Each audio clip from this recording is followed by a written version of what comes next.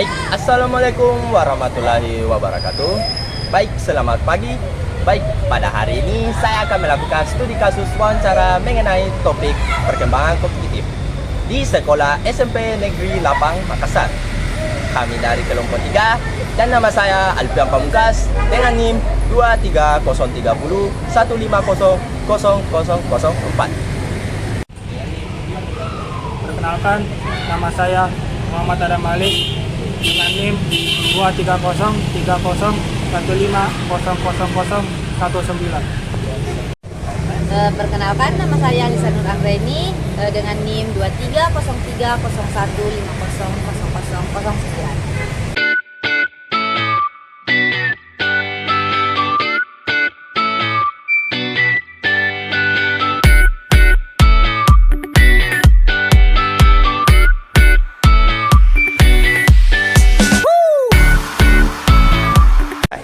Bismillahirrahmanirrahim. Assalamualaikum warahmatullahi wabarakatuh.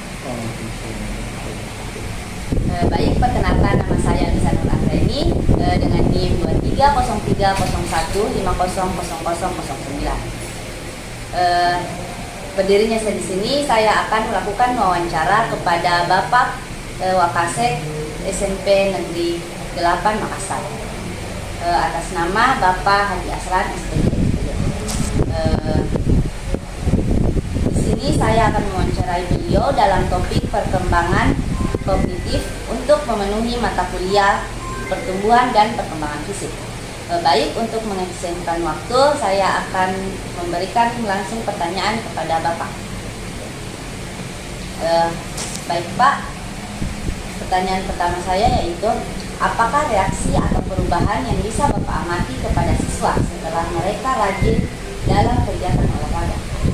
Ya, jadi alhamdulillah, terima kasih banyak Dek atas kesempatannya, karena di dalam suatu bidang ilmu khususnya di olahraga itu di sini sangat signifikan, karena di sini dibutuhkan adalah pengetahuan. Di mana di olahraga itu kita kenal ada dua yang biasanya kita asesmen. Yang pertama adalah pengetahuan, yang kedua adalah keterampilan. Namun dari kurikulum sekarang, karena sudah beberapa kali perubahan, dari kurikulum K13 itu masih ada dua yang dinilai dari segi bidang studi olahraga.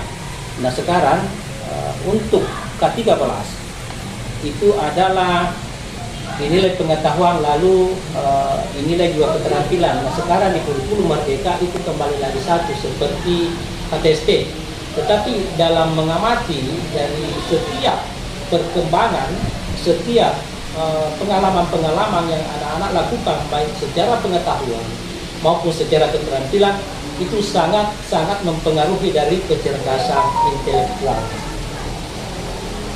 Baik, saya lanjut ya Pak, pertanyaan keduanya.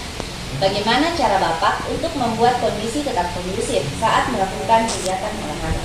Ya, inilah uniknya di olahraga, karena dari segi bidang studi yang sangat digemari anak-anak adalah olahraga. Namun kami di olahraga ini memberikan dua versi di dalam melaksanakan pembelajaran. Yang pertama adalah tetap kita bahas tentang pengetahuan.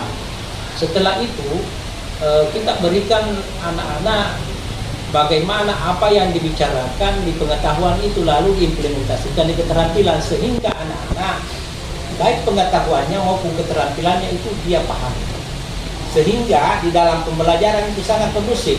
Karena kami untuk di bidang studi olahraga, namun anak-anak terkadang lebih suka di lapangan, itu adalah keterampilan, tetapi tetap kami padukan antara pengetahuan dan keterampilan, sehingga anak-anak di samping perkembangan intelektualnya dan mungkin perkembangan juga secara motorik atau ilmu gerak.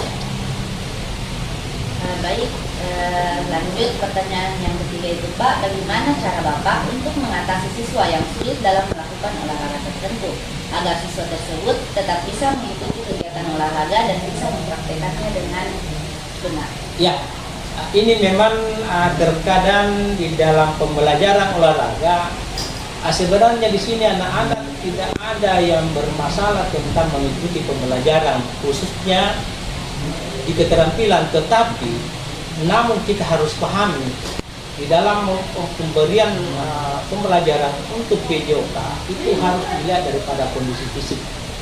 Kondisi fisik di sini karena terkadang anak-anak ada habis sakit, ada anak mempunyai penyakit yang mungkin tidak bisa terlalu banyak bergerak, sehingga sebagai guru olahraga harus memperhatikan itu dari segi fisiknya, dari segi kemampuannya anak-anak. Karena kalau mau disamaratakan antara yang fisiknya yang bagus, fisiknya yang fit, lalu ada anak-anak mengalami habis dioperasi, ada penyakit yang diderita, tetapi kalau kita sebagai guru olahraga tidak bisa melihat daripada kondisi-kondisi itu, akan menjadi fatal. Karena anak-anak terkadang walaupun sakit, walaupun terkadang habis dioperasi, tetap dia bilang, saya sehat Pak. Inilah yang perlu sebagai guru olahraga, bukan hanya pengetahuannya tapi keterampilan di lapangan harus kita cek. Karena sangat mempengaruhi dari pertumbuhan dan perkembangannya anak-anak, sehingga mungkin kita mau memperbaiki fisiknya lah, manakala tidak diperhatikan daripada kondisi fisik malah merusak. Nah, inilah yang perlu kita perhatikan dari segi dari segi kebutuhan anak-anak kita di lapangan. Baik Pak, untuk pertanyaan terakhir yaitu bagaimana cara Bapak dalam menghadapi siswa yang memiliki sifat introvert agar siswa tersebut bisa berbaur atau bekerja sama dengan siswa lainnya? Memang dalam ilmu psikologi ada anak-anak memang yang mempunyai karakter. Ada karakter anak-anak yang berlebih, istilahnya motoriknya, atau dalam bahasa olahraganya itu adalah kinestetik. Ya, kinestetik ini ada anak-anak memang hiperaktif. Ada anak-anak memang yang yang pendiam, dan inilah yang kita sebagai guru ilmu pedagogik yang makan di sini, karena bagaimana anak-anak menyatukan kemauannya sehingga si A dan si B itu adalah sama-sama dan perlakuannya sama, sehingga untuk memberikan suatu ruang kepada siswa kita di dalam pembelajaran olahraga itu tidak ada pembedaan, kecuali yang mempunyai mungkin masalah-masalah seperti kalau perempuan dia datang bulan, kalau laki-laki mungkin kurang fit, sehingga walaupun itu kurang mampu mengikuti pembelajaran di lapangan, tetapi kalau di kelas tidak ada masalah, itu diberikan ruang untuk melihat, mendengar, menonton, karena belajar itu bukan hanya melakukan, mendengar, melihat, dan memberi kepada anak-anak untuk melihat sesuatu temannya melakukan sesuatu kegiatan, itu sudah belajar. Nah, inilah kita sebagai guru harus melihat kondisi, karena anak-anak terkadang dia tahan sakitnya, dia tahan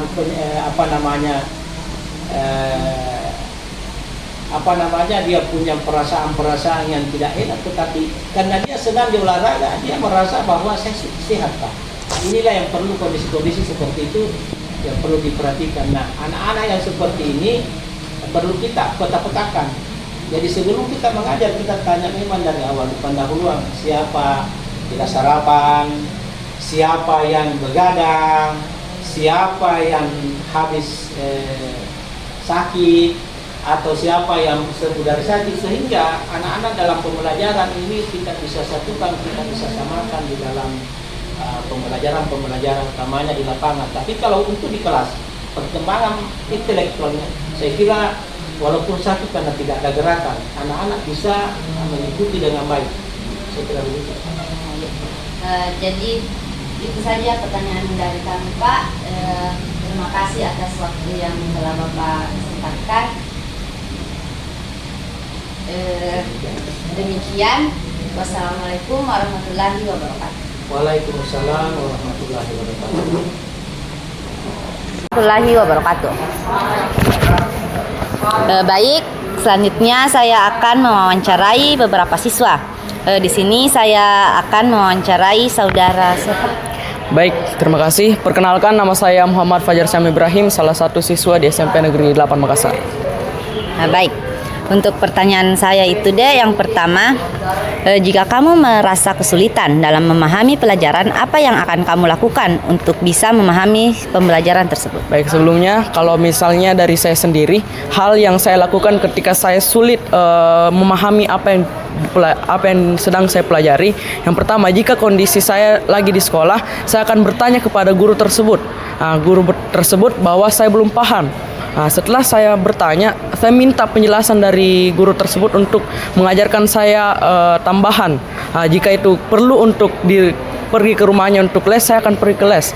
Yang kedua, jika posisi saya di dalam rumah atau lingkungan rumah saya, yang kedua ya, saya ketika saya belajar di rumah dan saya tidak memahami apa yang ada di buku, tentu saya akan mencari opsi yang kedua, yakni belajar melalui media sosial. Contoh seperti YouTube, TikTok, dan lain sebagainya. Karena melalui media sosial saya lebih gampang mencerna apa yang saya pelajari, karena terdapat animasi-animasi yang menurut saya tertarik untuk ditonton.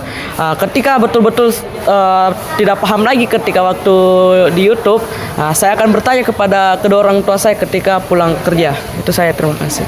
Baik. Lanjut ya Dek, pertanyaan kedua itu, apa jenis olahraga yang menurut kamu efektif dalam melatih pola pikiran?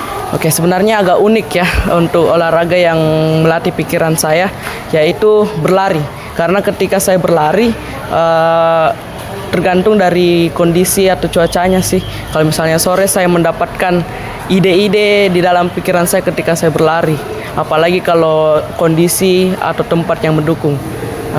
Saya tidak tahu kenapa ketika saya berlari selalu muncul ide-ide yang saya tidak pernah pikirkan. Jadi ketika saya mau mencari referensi, saya bisa berlari terlebih dahulu. Itu saja.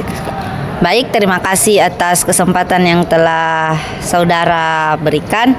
Lebih dan kurangnya mohon dimaafkan. Wabillahi taufiq wal hidayah. Assalamualaikum warahmatullahi wabarakatuh. Waalaikumsalam warahmatullahi wabarakatuh. Baik, selanjutnya saya akan mewawancarai saudara siapa? Baik, terima kasih. Perkenalkan, nama saya Muhammad Fauzi Nugroho dari kelas 910, salah satu siswa SMP Negeri 8 Makassar. Baik, terima kasih. Pertanyaan saya itu Dek, di saat jam pelajaran, apakah kamu suka berdiskusi atau belajar bersama dengan teman, atau bahkan kamu lebih suka melakukannya sendiri? Apa alasannya? Menurut saya lebih suka dengan cara diskusi. Karena apa? Kita bisa saling bertukar ide, bertukar informasi, dan saling menggampangkan satu sama lain dalam mengerjakan suatu hal. Dan yang tidak kalah pentingnya, ketika kita berdiskusi bersama teman kita bisa menambahkan wawasan yang lebih banyak, karena bisa berpikir jauh lagi di materi-materi yang lain seperti itu. Baik, terima kasih. Selanjutnya pertanyaan saya itu, apa jenis olahraga yang menurut kamu efektif dalam melatih pola pikiran? Menurut saya jenis olahraga yang bagus untuk melatih pola pikir saya, yang pernah saya ikuti dalam ekstrakurikuler yang ada, yaitu futsal. Karena apa? Futsal melatih kita untuk berpikir akan strategi dan berpikir akan bagaimana caranya untuk kita mendapatkan suatu tujuan, yaitu gol, dengan cara menarik lawan dan menyerang lawan. Itu sangat-sangat untuk melatih pikiran, itu sangat baik, Kak. Baik, sekian pertanyaan saya Dek. Terima kasih banyak atas waktunya. Baik, selanjutnya saya akan mewawancarai siswa yang ketiga. Atas nama siapa Dek? Baik, perkenalkan, nama saya Muhammad Jibril Ramadan. Langsung saja ya, pertanyaannya yaitu, jika kamu merasa kesulitan dalam memahami pelajaran, apa yang akan kamu lakukan untuk bisa memahami pelajaran tersebut? Oke, jika saya merasa kesulitan dalam memahami pembelajaran tersebut, mungkin saya akan mencoba alternatif lain dalam belajar. Seperti misalnya saya akan mencoba cara pembelajaran baru, meminta saran atau pendapat guru-guru yang mengajari saya, dan nanti akan saya seleksi yang mana lebih efektif dan lebih saya mudah pahami dalam pembelajaran tersebut. Baik, terima kasih. Lanjut yang pertanyaan keduanya yaitu, apa jenis olahraga yang menurut kamu efektif dalam melatih pola pikiran? Menurut saya mungkin bisa diadakan games pada saat di kelas, agar suasana kelas itu tidak membosankan atau boring, dan dapat melatih pola pikir otak saya dan teman-teman saya. Baik, terima kasih banyak atas waktu yang telah diberikan. Sekian. kasih Kak. Baik, selanjutnya saya akan mewawancarai saudari Putri Maranes. Baik. Langsung saja ya Dek, saya beri pertanyaan.